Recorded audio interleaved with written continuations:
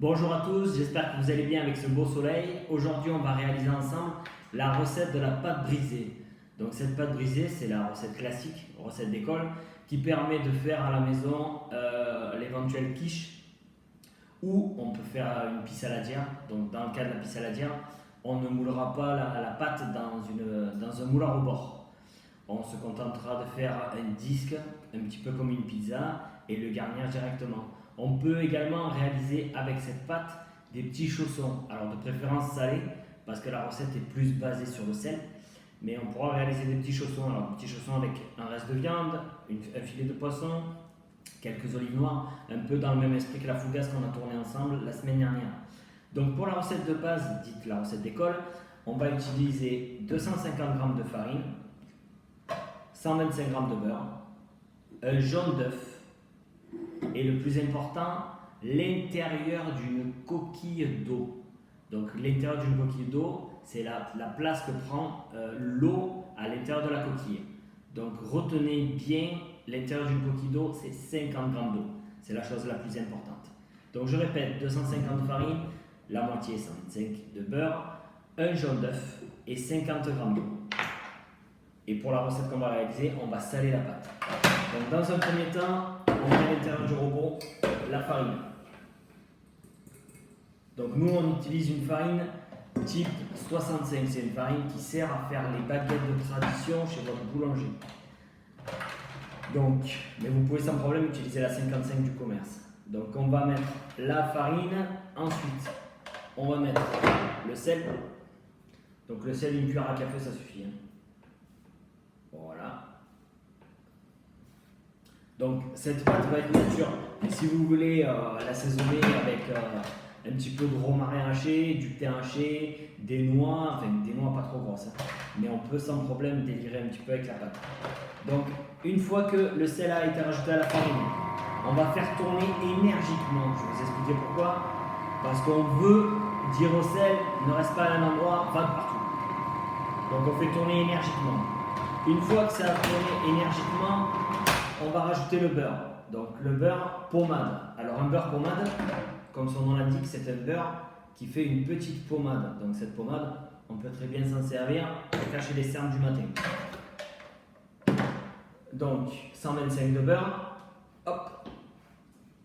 Et on attaque à sabler la pâte. Sabler la pâte, c'est faire disparaître le beurre dans la farine. Donc une fois qu'on pense que la pâte est sablée, voilà, si on a un doute, on ouvre le robot, on prend la farine dans ses mains et on se rend bien compte qu'on a quelque chose qui ressemble à du sable. Si vous n'avez rien à faire, vous pouvez sans problème en faire 10 kg, vous étalez ça devant le canapé dans le salon et ça nous donnera à tous un grand bol d'air. Ensuite, une fois que la farine est sablée, on prend le jaune d'œuf et l'eau et on leur donne un tout petit coup de fourchette. On va les rajouter en une seule fois. En une seule fois. Et on continue à faire tourner le robot, voyez, par étapes.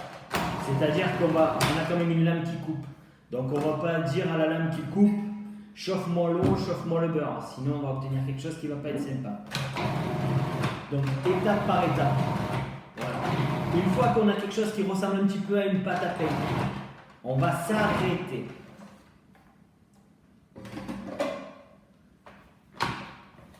On va s'arrêter.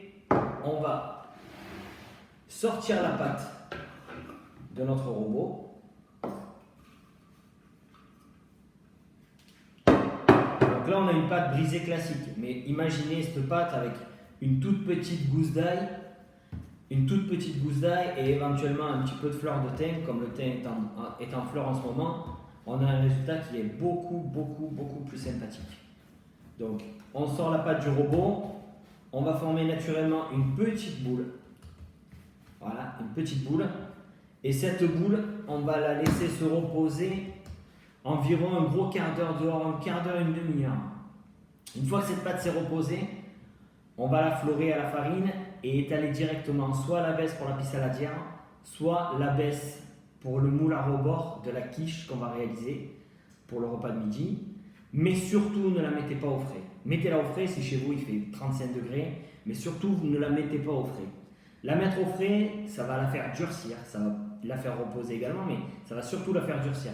Et la faire durcir, ça voudra dire qu'à la sortie du frigo, il faudra justement la laisser se détendre. Donc de préférence, ne la mettez pas au frais, laissez-la se reposer une demi-heure dans un coin où il ne fait pas très chaud. Et au bout d'une demi-heure, vous réalisez vous-même votre abaisse de pâte brisée. Dernière petite chose, avant de mettre la pâte brisée à cuire, je vous conseillerais de la mettre un quart d'heure au congélateur. Là, le congélateur va bien la bloquer et va permettre, quand elle va recevoir l'appareil liquide au-dessus, de justement rentrer dans le four avec une froideur un peu plus intense que d'habitude. Ça, c'est le dernier conseil. Et si toutefois vous voulez réaliser cette pâte en sucré, on prendra les mêmes ingrédients auxquels on ajoute les 50 g de sucre supplémentaire. Donc le sucre pour une recette sucrée sera ajouté au tout début avec la farine et le sel. Je vous souhaite de passer une agréable journée ensoleillée et je vous dis à très vite.